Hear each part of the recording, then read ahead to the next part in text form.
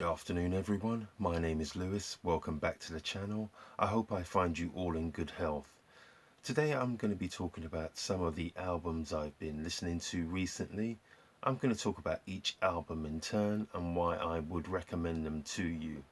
So first out of the gate is a 2017 release, but I believe it was actually recorded between 1979 and 1982, and it's by a gentleman called Herbert Bodzin, and the album is called Revival. There you go. That's quite a nice cover. Yeah, as you can see, it's a 10-inch. It's not an EP because it's got quite a few tracks on this. It's more than that, but yes, it's 10 inches in size. Um, for me, this particular album has a place in my collection for quite a few reasons, but the strongest one is, and this is not to take any away from the album itself, I use this as somewhat of a palette cleanser. So somebody who's predominantly interested in jazz, that's where my musical taste has led me to. Every now and again I do find myself yearning to listen to something else, and this is a great slice of jazz rock. So just imagine my area of interest in jazz is pretty much this circle here. I like to go there, there, there and there, just to see what's out on the fringes, adjacent genres or something completely out of the ordinary. And this is just to reset my thinking as to what I like and why I like it, and that does help me in my jazz appreciation. Now that might sound crazy, and it may just me who does that, but I certainly find it useful, and this particular 10-inch album does that job for me. Um, with this particular album, it's an enjoyable journey, and yeah, I very much enjoy it. There are some great synth sounds on there, so it's slightly otherworldly, not in the sense of Sun Ra, not quite that way, but this is when synthesizers really came into popular music and people were experimenting with it, and Mr. Bodzin certainly gave it his own little flavour in. And yeah, this is like a really nice piece. I can't say I've got many complaints about it. Um, but look, if I did have a complaint, um, it's going to be on the compositional side. Now, I enjoyed the journey as a whole, but I've got to say that the compositions of the actual tracks on this album are not of. I'm not saying they're poor or anything like that, because I wouldn't have bought it if I felt that way. But they're not the strongest, um, and something cannot be. I think it's not a problem for one to state that an album doesn't have the strongest compositions and still enjoy it at the same time. So I kind of enjoy it in spite of itself. So yeah, again, that's why I'm putting it in the category of palette cleanser. It's a very useful album to me. I respect it. I respect the musicians who are involved in it. Um, but yes, I've got to be honest, it's not the strongest. But that's not to say that you won't enjoy it, because it may just float your boat. So hence why I'm introducing it to you. And if you've heard of it before, you already know what you're in for. If you haven't seen this before, give this a listen. The tracks that I would recommend are Land of Moya, Let Me Tell You This, and Solidarity. Yeah, they will be the three tracks that I would highlight from this particular album. So you should be able to definitely hear it on quite a few of the streaming sites. In terms of getting hold of it, I think although the expense of it is not going to be so much of an issue, It's finding it, which is going to be that's where you may have an issue. It was released, as I said, a number of years ago, but I think it was a really limited release. So yeah, don't pay over the odds for it. I really want you to hear it, see what you think. Please comment down below if you find it, just a slice of garbage, or you kind of appreciate what I mean in terms of resetting your thinking by way of music, and it helps you to appreciate those pieces that you do genuinely enjoy, which you really put on the top table of items that you've collected over a period of time, if this helps you to appreciate those particular works. So that's today's first album. The second album today is a 1976 release by a band called Pacific Express, and the album is entitled Black Fire. That's really quite a nice cover. Yeah, I really quite like that one. Yeah, to begin with, this has put a smile on my face for a number of reasons, but one of them is its initial controversy. The sleeve notes which accompany this album begin with the following, and I think it was quite unwise for them to start off their sleeve notes like this, but yeah, see what you think. Yeah, Cape Town's answer to Earth, Wind and Fire. That's what they are billed as, and I wouldn't have gone anywhere near that, frankly. Yes, even if that was true, and it isn't. If you've heard quite a bit of Earth, Wind and Fire's back catalogue, you'll soon come to realise that their earlier stuff is really quite raw. And this isn't raw in any way, shape or form. So I'm not sure where they're getting that from. And certainly when Maurice White took over the full-time reins of the direction of Earth, Wind and Fire, this is nothing really. I mean, yeah, it's in the kind of same ballpark, but would I say it was up to the same standard or same kind of thinking behind it? No. They just, yeah, they just sort of said, look, this is a band from Cape Town. They were trying the kind of funk thing, see what you think, rather than linking them to another band who they're nothing like. So yeah, I found that really quite amusing. So I find this album to be both likable and disappointing in equal measures. And the reason for saying that is it's pretty much 60-40 in terms of vocal and instrumental tracks, and I couldn't get on with the vocal tracks on this particular album. I found them rather saccharine, a bit safe. I didn't quite it just didn't do anything for me. But the instrumental tracks, I think that's where the band's talent actually lay. And yes, on hearing this again, yeah, I remembered why I purchased this album. So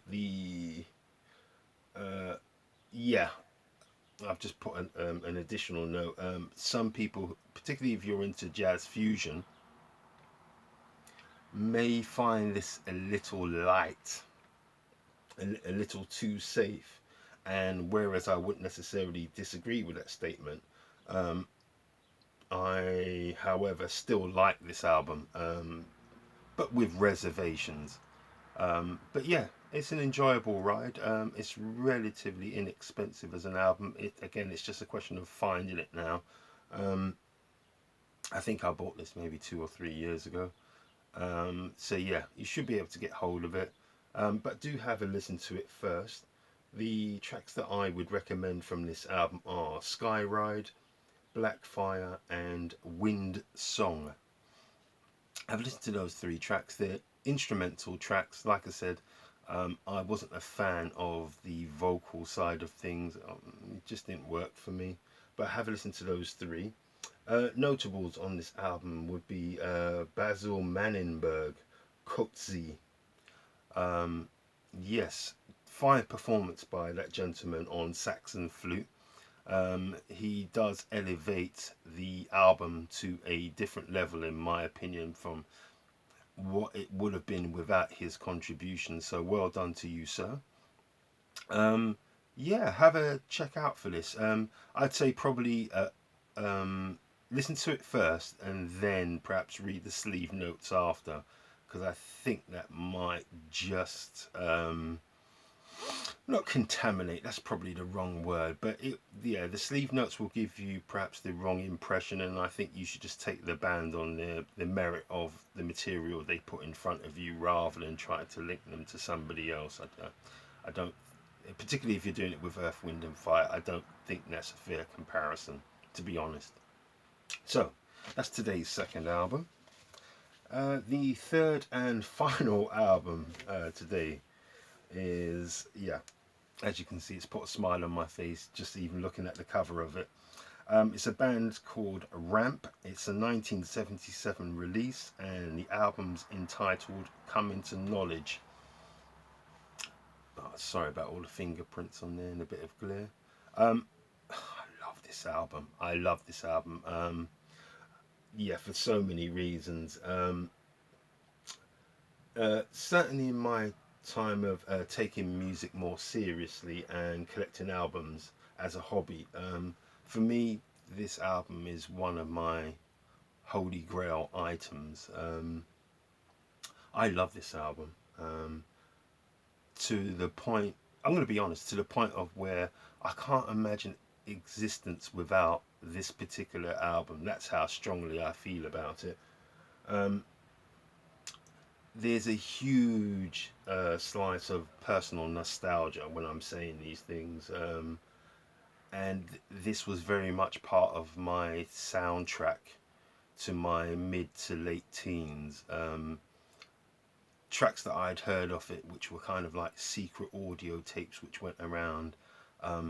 I'd heard a couple of tracks on this album. Didn't know really at that stage who did it. Nobody was saying anything. And when I did discover who did it, the price for the vinyl was so exorbitant. I mean, you literally had to be working at that time.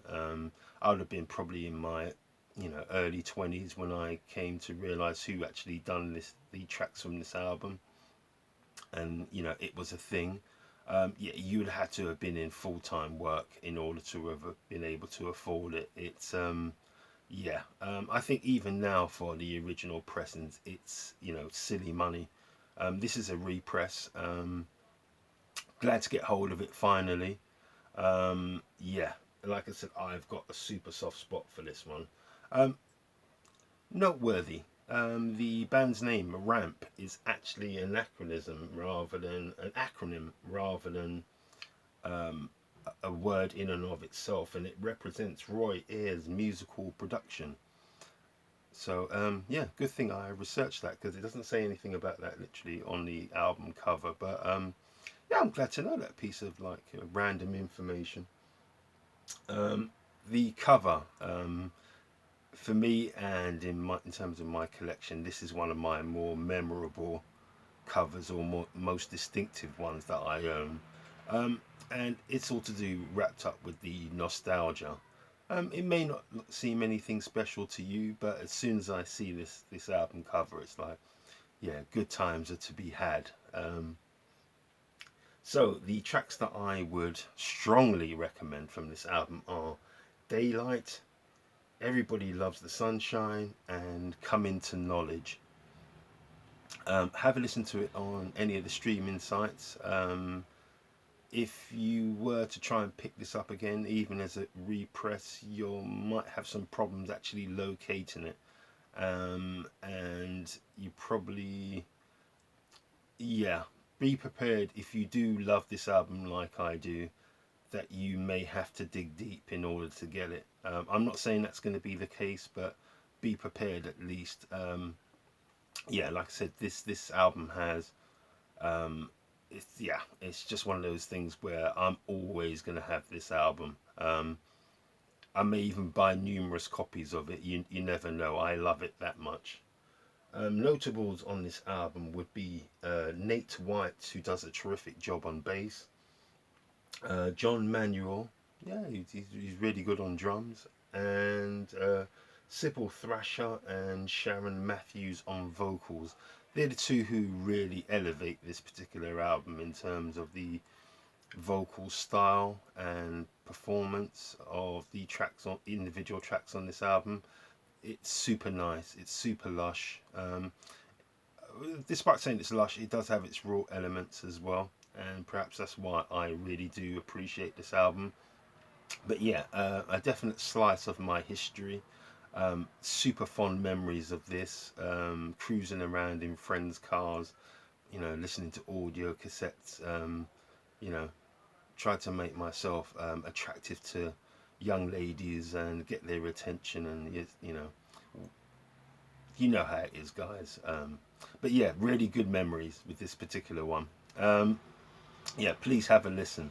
You'd be doing yourself a favour if you like the two-step classic R&B style genre. Yeah, so those who know it will probably agree wholeheartedly with me. If you haven't heard or seen this album before, please give it a listen. You'd be doing yourself a favour. So that was today's last album. Um, just wanted to say thank you so much for joining me again today. For listening to my musings on tracks that I've been listening to recently. It's been an absolute pleasure. Um, Please consider subscribing, liking, sharing, and feel free to make some comments down below if you agree or disagree with some of my assessments. And please, by all means, if you have any suggestions for albums that I should perhaps be considering for my collection, I'm more than happy to try and seek them out. And yeah, so until the next time, as I said, it's been an absolute pleasure. You look after yourselves, and I will see you for the next episode. So until then, take care. Bye bye.